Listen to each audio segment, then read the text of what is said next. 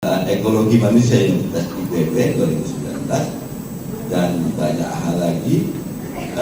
Kita akan dengerin Putri, SMA-nya di Banjaran Kabupaten Bandung. Sekarang berarti masih di Bogor karena dari sana.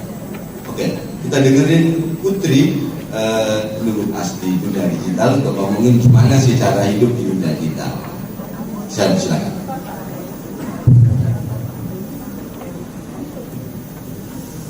Baik, bismillahirrahmanirrahim. Assalamualaikum warahmatullahi wabarakatuh. Selamat pagi kakak-kakak, ibu-ibu, orang tua. Terima kasih banyak, khususnya untuk Yayasan Jari telah melibatkan anak muda secara langsung untuk ikut serta berbicara tentang parenting. Dan perkenalkan, nama saya Putri Gayatri, saya udah dikenalin. Putri sejak kelas 2 SMP, Putri udah bergelut di dunia anak-anak. Putri jadi ketua OSIS, Putri jadi konselor sebaya di PIKR, Pusat Informasi Konseling Remaja. Putri jadi fasilitator dan koordinator di Forum Anak Daerah. Dan banyak sekali berkecimpung dengan teman-teman kita yang di bawah pengawasan BK. Jadi sejak SMP, Putri memang sudah diberikan amanah gimana nih kamu jadi pendengar yang baik dong buat teman-teman kita yang di sekolahnya punya masalah. Jadi pendengar yang baik. Dan mungkin pada kesempatan kali ini Putri akan cerita beberapa pengalaman Putri gitu. Nah, oke. Nah, temanya kan peran remaja dalam menyongsong masa depan. Jadi Putri 19 tahun dan dia masih masuk remaja dan masih berkecimpung dengan dunia anak. Nah, pertanyaan yang kita pertanyakan di awal adalah gimana sih remaja masa kini siap nggak ya untuk menjadi calon orang tua di masa depan? Bagaimana sih kesiapan remaja di era digital saat ini? Terus apa yang anak remaja cari di media sosial? Mungkin tadi udah dibahas beberapa oleh Bu Fit. Dan komunikasi positif seperti apa yang perlu dibangun dengan anak? Oke. Nah, setelah Putri berkecimpung di dunia anak dan melihat banyak sekali teman-teman nih yang masuk geng motor, ada yang masuk terjerumus ke kenakalan remaja, pergaulan bebas, dan setiap kali Putri mendengarkan cerita mereka adalah salah satu alasan, kamu mau sih dibawa sama pacar kamu ke sini, diajak kayak gini. Dan setelah digali-gali ternyata dia kehilangan sosok laki-laki, sosok ayah di rumahnya. Tidak ada orang tua ideal yang dia dapatkan. Aku nyaman kah sama dia. Dan jadi Putri bisa nyimpulin, jadi karena anak tidak menemukan kenyamanan di rumah, maka dia mencari kenyamanan lain di luar sana. Kenyamanan lain itu bisa apa? Bisa dari lawan jenis, bisa dari narkoba, atau bahkan pergaulan-pergaulan yang tidak baik. Seperti itu. Dan apakah permasalahan sosial tersebut merupakan salah satu kesalahan dari pengasuhan? Nah, lalu juga di forum anak kita selalu tekankan anak itu bukan objek dari pengambilan keputusan dan dari parenting. Anak itu subjek. Jadi gimana ya? Kayak dalam pengasuhan sangat penting apabila orang tua melihat sesuatu dari perspektif kebutuhan anak. Jadi banyak juga nih teman-teman yang nyerita kalau misalnya bikin peraturan sama orang tua, siapa yang bikin? Mama, ayah, atau misalnya yang ngelarang itu siapa? Mama, ayah. Kita nggak dilibatkan untuk membicarakan ini nggak boleh ya, atau ini nggak baik ya. Menurut kamu kayak gimana? Jadi melibatkan anak dalam pengambilan keputusan itu sangat-sangat penting. Ya, jadi seringkali anak tak diberikan pilihan untuk memilih kayak gitu. Jadi karena pola asuh orang tua yang komunikasi ini cuma satu arah, terus juga mengabaikan hak partisipasi anak. Tadi juga disebut sama Bu Fitri bahwa sekarang tuh anak sama orang tua ada gap gitu nggak sih, kayak ada hierarki. Jadi anak merasa canggung dan malah lebih nyaman sama teman sebayanya kayak gitu. Nah, ayah dan ibu mau pola asuh seperti apa?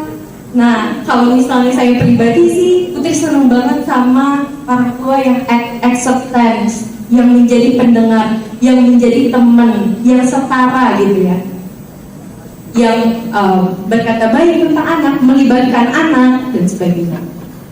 Nah, ketidakpahaman keluarga terhadap hak anak, banyak banget nih teman-teman yang bilang, Kak, kita punya hak berpartisipasi kan. Hak partisipasi itu kayak gimana sih? Mulai dari tingkat keluarga, mulai dari memilih mau jurusan apa ya, mau sekolah di mana ya, kan anak nih yang ngejalanin. Tapi kadang-kadang orang tua merasa punya pilihan yang menurut mereka ini terbaik buat si anak, tanpa mempertimbangkan anak sukanya apa ya, anak kira-kira menjalani dengan enjoynya di pilihan yang mana, kayak gitu.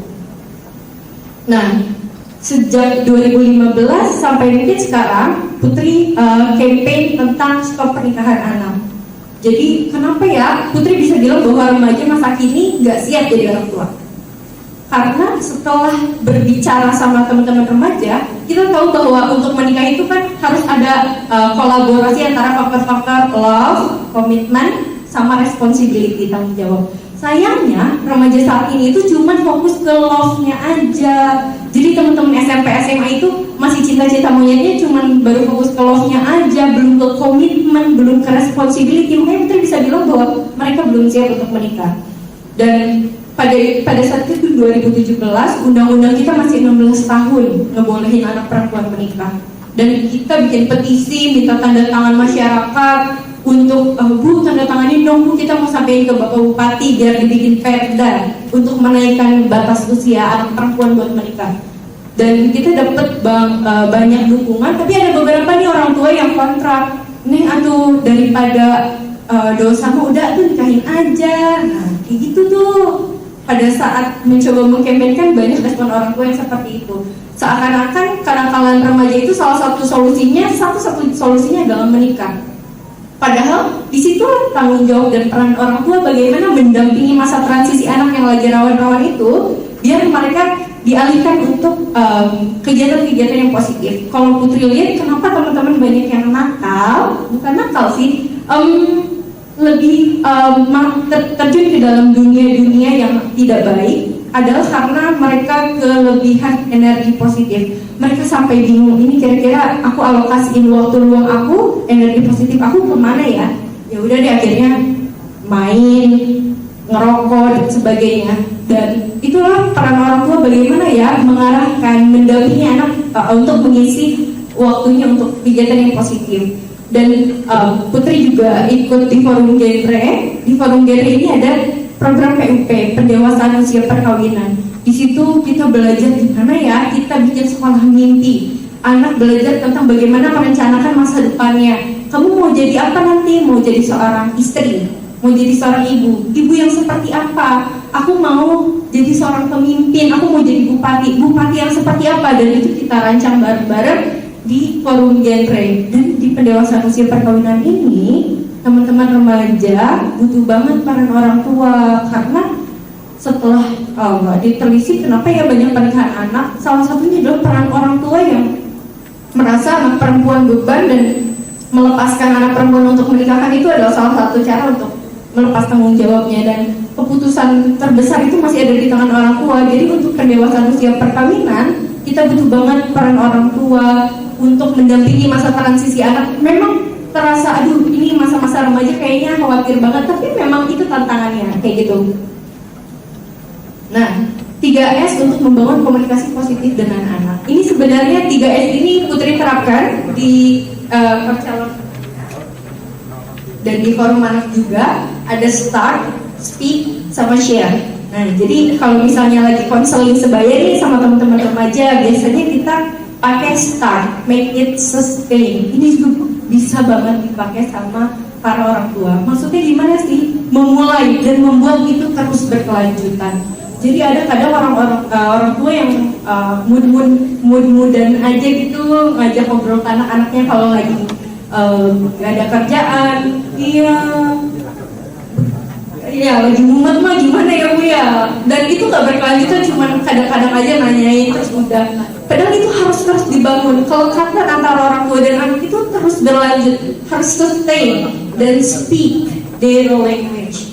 Kadang ada beberapa teman yang cerita kalau orang tua itu ngomong tuh nasihatin anak dengan kayak gini, terus pakai bahasa yang menunjukkan bahwa otoriter terbesar tuh di orang tua kayak gitu. Nggak pakai bahasanya anak. Padahal salah satu cara untuk masuk ke dunia anak, ibu-ibu bapak-bapak harus pakai bahasanya anak. Maksudnya gimana ya bahasanya anak? mulai dari nunduk, terus gimana deh, atau mencoba masuk ke dunianya, membahas, harus tahu kira-kira apa ya yang lagi anak bicarakan sekarang ini, apa ya yang menjadi masalah anak, dan itu speak their language. Putri juga kayak gitu, pada saat ketemu sama teman-teman SMP, kira-kira ini lagi hangat masalah apa ya, oh masalah, ada masalah sama kakak tingkatnya. Pada saat itu juga ibu-ibu bapak-bapak langsung menempatkan kaki ibu bapak-bapak di sepatunya si anak. Oh gitu ya deh, atau gimana, kayak menempatkan posisi ibu dan bapak dalam perspektif si anak kayak gitu. Itu penting banget. Dan share, do empower. Ketika bapak ibu telah mendengarkan, telah speak their language, ibu-ibu bapak baru tuh bisa masuk, udah masuk ke dunianya, baru tuh bisa do empower, baru bisa memberdayakan. Dia menurut ibu kayak gini nih, dia menurut ayah kayak gini, nah kayak gitu. Nah, salah satu kegiatan Putri sama teman-teman, kita lagi bikin board game namanya Maintap. Maintap itu remaja Indonesia tanggal pernikahan anak. Itu board gamenya mainnya kayak monopoli gitu. Kita pakai itu untuk mensosialisasikan sex education, pendidikan seks sama kesehatan reproduksi. Kenapa? Karena banyak teman-teman remaja yang tidak mendapatkan akses layanan informasi itu dari orang tuanya, bahkan dari gurunya.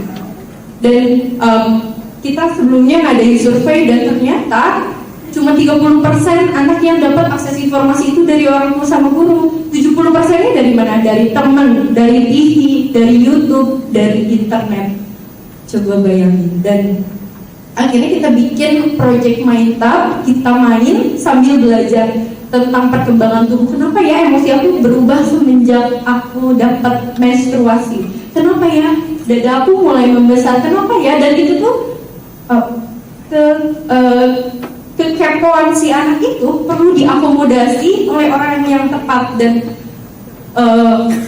saya mewakili remaja sangat berharap banget nih Bapak dan Ibu adalah orang yang tepat untuk menjadi pendengar yang anak. Kadang-kadang canggung sih kalau mau ngomong ke mama aku gini-gini, aduh malu, ada perasaan membahas sex education menjadi suatu hal yang tabu. Nah makanya di Maintap ini kita melatih konselor sebaya, pendidik sebaya, jadi mereka cerita sama teman-teman sebayanya yang bisa dipercaya dan sudah mendapatkan peningkatan kapasitas tentang informasi-informasi perkembangan remaja kayak gitu. Dan idealnya remaja Indonesia tuh kayak gimana? Ya yang lebih peka, lebih peduli, dan jadi solusi kayak gitu. Kalau ada waktu, masih ada waktunya, Putri ada video 1 menit. Jadi pada saat itu udah tadi. Nah ini di posko pengungsian Bale Endah Kabupaten Bandung, Bapak Ibu.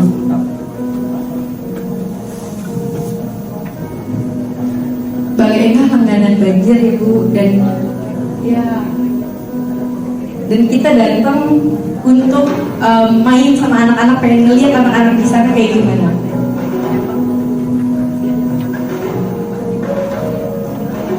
Dan di posko pengungsian ini ternyata remaja-remaja cewek cowok tidur dalam satu atap yang sama. Dan bayangkan saja, terus aku nanya ke orang tuanya, ini gak apa-apa Bu dicampur, gak apa-apa nih, masih saudara, gak masih satu RT, gak masih satu RW, gak apa-apa lah. Terus aduh gimana? Makanya di sini kita ngasih sosialisasi tentang.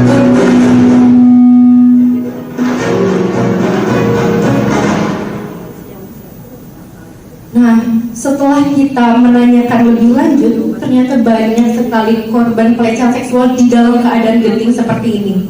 Bayangkan aja Bapak Ibu, remaja kita tidur selama berminggu-minggu, bahkan berbulan-bulan dalam situasi banjir, dan teman-teman kita di Bale Endah ditempatkan dalam satu pengungsian dan mereka tidur bersama, hidup bersama. Dan ternyata banyak sekali teman-teman remaja, khususnya perempuan, yang mendapatkan pelecehan seksual dari teman laki-lakinya. Maka dari itu kita hadir, kita kasih apa aja sih yang gak boleh dipegang, apa aja sih yang harus kamu jaga kayak gitu. Kamar mandinya aja bareng-bareng kayak gitu. Dan dalam wilayah rentan seperti ini sampai ada yang hamil dan ya beresiko untuk dinikahkan di usia yang sangat kanak-kanak. Jadi penting banget buat teman-teman remaja paham tentang perkembangan reproduksinya, dan dari siapa lagi mereka tahu tentang itu kalau nggak dari bapak ibu, kayak gitu. Mungkin cukup sekian dari saya. Terima kasih. Sampai ketemu.